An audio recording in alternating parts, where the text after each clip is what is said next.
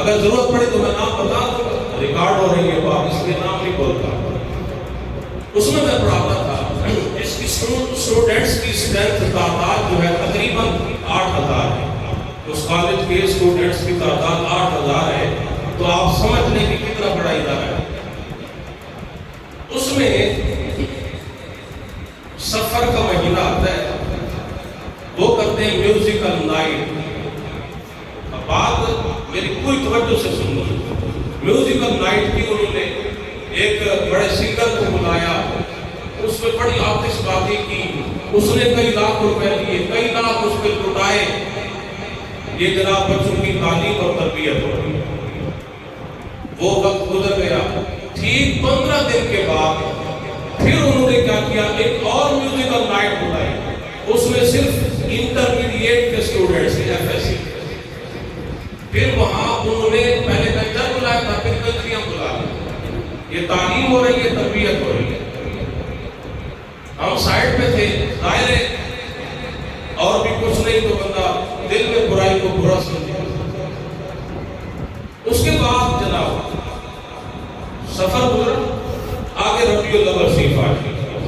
اساتذہ نے پرنسپل صاحب سے ریکویسٹ کی کہ جناب 12 کو جو ہے آپ محفل منعقد کریں۔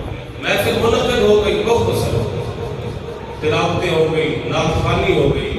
وہ جو پرنسپل تھا، ڈائریکٹر، اب وہ آ گیا، اپنی سپیچ شروع کر کے کہتا ہے کہ یہ جو ربیع الاول ہے، اس میں آپ نعت خوانی کریں، اس میں قرآن خوانی کریں، لیکن فضول خرچی نہ کریں، کیونکہ اس سے کسی کی بیٹی کی شادی ہو سکتی ہے، بیٹی کی شادی ہو سکتی ہے۔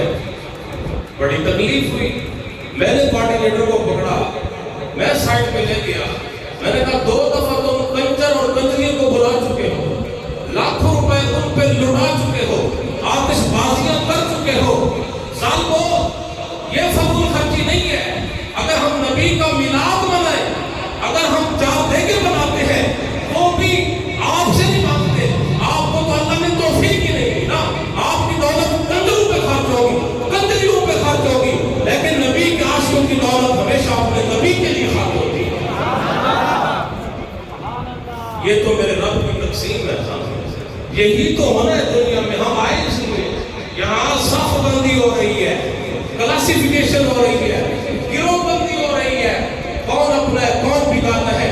اگر وہاں فضول خرچیاں کریں، کنجروں پہ لٹائیں، کنجریوں پہ لٹائیں، بڑی بڑی گاڑیاں خریدیں اور جناب بڑے بڑے ہوٹلوں میں جا کے عیاشیاں کریں، میرا رب فرماتا ہے اَيَحْسَبُ أَن لَّن يَقْدِرَ عَلَيْهِ أَحَدٌ يَقُولُ أَهْلَكْتُ مَالًا لُبَدًا۔ یہاں لوگوں سے کہتا پھرتا ہے میں مر ہی گیا تھا، میں نے وہاں اتنے پیسے خرچ کیے ہیں، میں جناب اپنی فیملی گیا تھا، لاکھوں روپے خرچ کر دیے ہیں۔ وہ فضول خرچی ہے، لوگوں کو بتاتا پھرتا ہے اللہ تلل میں نے بڑے پیسے لوٹائے ہیں، بڑے پیسے ہیں۔ تو میں نے کہا وہ تیری دولت ضائع ہو گئی ہے، جو نبی کے نام پہ لگ گئی ہے یہ دولت بچ گئی ہے۔ الحمدللہ ہمارا مسلک ہم نے چھان کے مسلک لیا ہے۔ اہل سنت والجماعت حنفی بریلوی امام احمد رضا خان کا جو مسلک ہے یہ چھنا ہوا مسلک ہے۔ ہم نے وہ عقیدے اپنائے ہیں جو سیدنا صدیق اکبر کے، وہ عقائد اپنائے ہیں جو سیدنا فاروق اعظم کے تھے، وہ عقائد اپنائے ہیں کہ جو سیدنا عثمان ذی النورین کے تھے۔ نبی کے غلاموں، ہم اہل سنت ہیں، اور داتا صاحب بھی اہل سنت، بابا فرید الدین بھی اہل سنت، خواجہ غریب نواز بھی اہل سنت، حضور کے سارے غلام اہل سنت، میرے امام زین العابدین بھی اہل سنت، امام باقر بھی اہل سنت، جناب امام جعفر صادق بھی اہل سنت، امام موسیٰ کاظم بھی اہل سنت، امام حسن عسکری بھی اہل سنت، امام علی تقی بھی اہل سنت، علی تقی بھی اہل سنت، اور جناب حضرت سیدنا امام حسین اہل سنت، مولا علی اہل سنت، عثمان ذی النورین اہل سنت، فاروق اعظم اہل سنت، اور سیدنا صدیق اکبر اہل سنت کے امام ہیں۔ نعرہ تکبیر، نعرہ رسالت، نعرہ خلافت، نعرہ حیدری، سرکار کی آمد، سرکار کی آمد،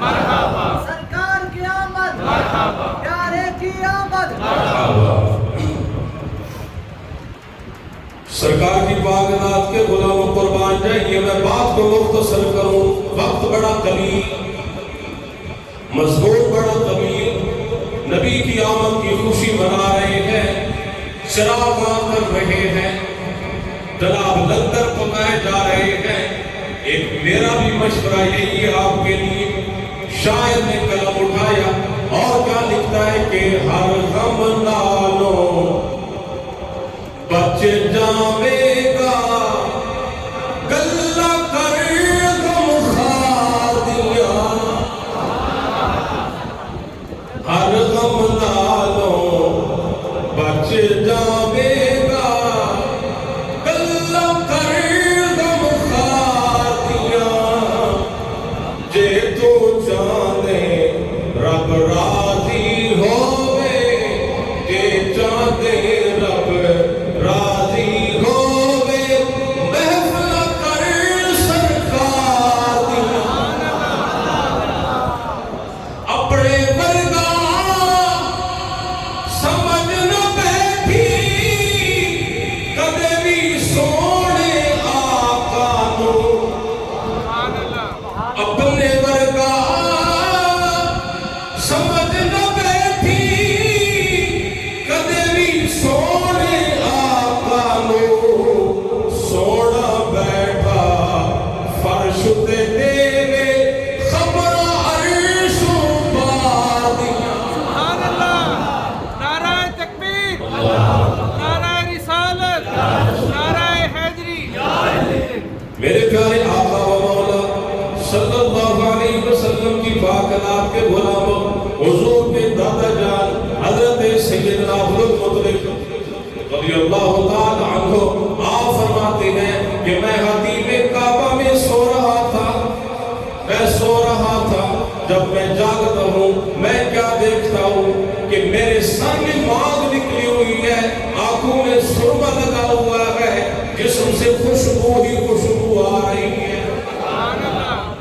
میں ایک معبرہ کے پاس گیا، خوابوں کی تعبیر بتانے والی کے پاس گیا، میں نے اسے جا کے بتایا کہ اس طرح میں سویا، جب میں جاگا ہوں ایسی تبدیلیاں میں نے مشاہدہ کی ہیں، آنکھوں میں سرما لگا ہوا ہے، جناب بال گیلے ہیں، سر میں مانگ نکلی ہوئی ہے، جسم سے خوشبوئیں آ رہی تھی۔ اس خواب کی تعبیر بتانے والی خاتون نے کہا عبد المطلب آپ نکاح فرمائیں، اللہ کریم آپ کے بطن سے آپ کے نسب اور نسل سے آخری نبی بھیجنے والا ہے۔ میرے پیارے آقا و مولا صلی اللہ علیہ وسلم کی پاکلات کے غلاموں، حضرت سیدنا عبد المطلب رضی اللہ تعالی عنہ، میرے پیارے آقا و مولا صلی اللہ علیہ وسلم کے دادا جان آپ فرماتے ہیں ایک دفعہ ایسا ہوا میں گھر میں سو رہا ہوں، میں خواب دیکھتا ہوں، میری پشت سے ایک زنجیر نکلی ہے، ایک زنجیر نکلی، اتنی بڑی ہو گئی، اتنی بڑی ہو گئی، جہاں تک کہ وہ زنجیر میں دیکھ رہا ہوں آسمان تک پہنچ چکی ہے، پھر وہ زنجیر ایک درخت کی شکل اختیار کر لیتی ہے، اس درخت کی شاخیں میں دیکھ رہا ہوں پھیلتی جا رہی ہے، پھیلتی جا رہی ہے، مشرق میں، مغرب میں، شمال جنوب میں پھیلتی جا رہی ہے۔ آپ فرماتے ہیں میں نے دیکھا کچھ لوگ آتے ہیں قریش کے اس درخت کے تنے سے آگے چمٹ گئے، کچھ لوگ آتے ہیں اس درخت کی بڑی شاخوں کو پکڑ لیا، کچھ لوگ وہ ہیں جنہوں نے اس درخت کے پتوں کو پکڑا ہوا ہے۔ حضرت سیدنا عبد المطلب خواب کی تعبیر بتانے والے کے پاس جاتے ہیں، جا کے پوچھتے ہیں میں نے ایسا ایسا خواب دیکھا ہے، اور آپ فرماتے ہیں میں نے دیکھا کچھ لوگ کلہاڑے لے کے آتے ہیں، اس درخت کو کاٹنے کی کوشش کرتے ہیں، ایک خوبصورت نوجوان آتا ہے، میں دیکھ رہا ہوں وہ جو کاٹنے والے ہیں ان کے ہاتھ بھی کاٹ دیتا ہے، ان کی گردنیں بھی اڑا دیتا ہے۔ خواب کی تعبیر بتاؤ، خواب کی تعبیر بتانے والے نے بتایا وہ جو آپ کے جسم سے زنجیر نکلی ہے، جس نے درخت کی شکل اختیار کی ہے، اللہ آپ کی پشت سے آخری نبی بھیجنے والا ہے۔ فرماتے ہیں میں نے دیکھا اس کی شاخیں ساری کائنات میں پھیلی ہوئی ہے، خواب کی تعبیر بتانے والے نے بتایا کائنات کے گوشے گوشے میں اس آخری نبی کے غلام رہیں گے جو اس کا کلمہ پڑھنے والے ہوں گے۔ آپ فرماتے میں نے پھر پوچھا کہ کچھ لوگ اس درخت کے تنے سے چمٹ رہے تھے تو خواب کی تعبیر بتانے والے نے بتایا کہ وہ اس آخری نبی کے وہ پکے سچے یار ہوں گے جو سب سے پہلے اس پیغمبر پہ ایمان لائیں گے۔ وہ سیدنا ابوبکر صدیق ہے، وہ سیدنا فاروق اعظم ہے رضی اللہ تعالیٰ عنہ، نبی کے غلاموں۔ اس لیے میں چاہتا ہوں، میرا جی چاہتا ہے میں شیخین صحابہ کی عظمت آپ کے گوش گزار کروں، ابوبکر فاروق اعظم کی عظمت آپ کے گوش گزار کروں۔ تو شاید نے قلم اٹھایا اور لکھتا کیا ہے کہ اللہ یار نو بنا کے آکے سامنے بٹھا کے باقی سارا زمانہ ایک پاسے حسنین دنانا ایک پاسے اللہ یار نو بڑھا کے تسی میرے نال پڑھو نبی در صلاحانت میں شامل ہو جاؤ۔ صرف اہل محبت واسطے میں پڑھنا نبی در غلاموں جڑے میری تقریر صرف اور صرف چیف جسٹس پڑھ کے سنتے ہیں، میں انہوں نے نہیں سنا تھا، میں انہوں نے سنا تھا کہ نبی دے سچے عاشق بن کے سنتے ہیں۔ اللہ یار نو بڑھا کے آکے سامنے بٹھا کے باقی سارا زمانہ ایک پاسے حسنین دنانا ایک پاسے کوئی مارا بھالے جم گئے نے کوئی کول حضور دے سم گئے۔ قربان جائیے ابوبکر عمر آپ کے مقام پہ کہ سرکار نے اپنے پہلو میں جگہ دی ہوئی ہے۔ میرے نبی نے فرمایا قیامت قائم ہوگی جب تمہارے نبی کی قبر مقدس شک ہوگی، تمہارے نبی اپنی تربت سے باہر آئیں گے، دائیں ہاتھ میں ابوبکر کا ہاتھ ہوگا، بائیں ہاتھ میں فاروق اعظم کا ہاتھ ہوگا۔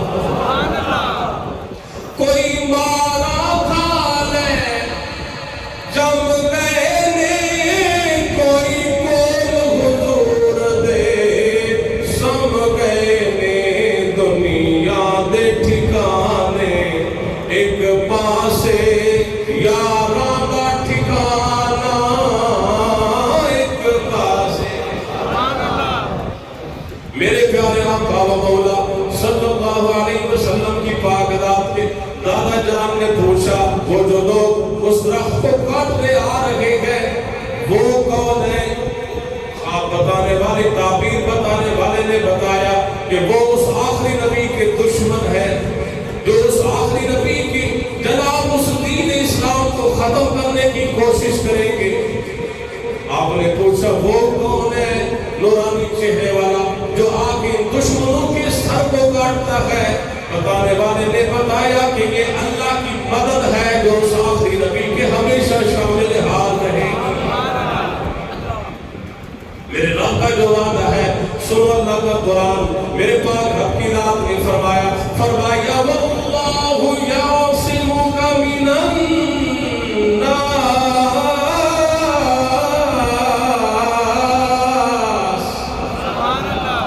میرے رب نے وعدہ فرمایا، اللہ فرماتا ہے اے محبوب لوگوں سے میں خود تیری حفاظت کروں گا، فانوس بن کے جس کی حفاظت ہوا کرے وہ شمع کیا بجھے جسے روشن خدا کرے۔